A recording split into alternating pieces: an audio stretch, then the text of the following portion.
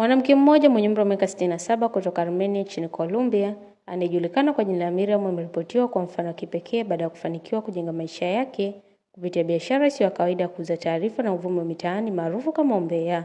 Kwa mujibu wa taarifa zinazosambaa, Miriam alianza biashara hiyo kwa kuwapa watu taarifa mbalimbali kuhusu mambo yanayoendelea katika eneo lao, kuanzia mienendo ya majirani, matukio ya kila siku, hadi taarifa za kijamii ambazo watu walikuwa na shauku kuzifahamu.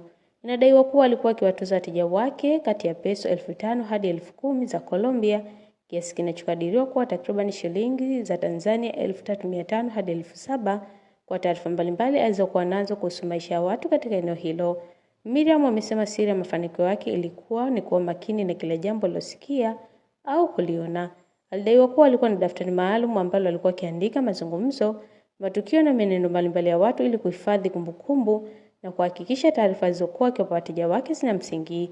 Mbali na kuuza taarifa, Miriam pia alianzisha huduma nyingine ya kulipwa ya kutunza siri za watu.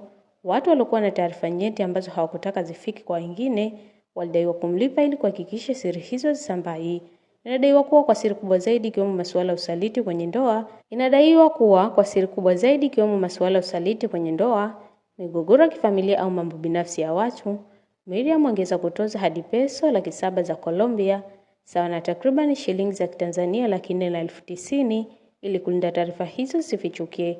Biashara yake imezua mjadala mkubwa kwenye mitandao ya kijamii.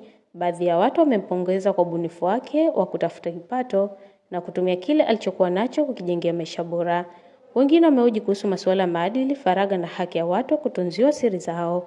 Wakosoaji wanasema biashara kuuza taarifa binafsi inaweza kuathiri maisha ya watu endapo taarifa hizo zitatumika vibaya, huku wengine wakisema suala la msingi ni namna taarifa hizo zinavyokusanywa na kutumiwa. Hata hivyo, licha ya mjadala huo, Miriam anadaiwa kutumia mapato aliyopata kwa miaka kadhaa kuweka akiba na hatimaye kufanikiwa kununua nyumba 2 bila kukopa, jambo ambalo limewashangaza wengi.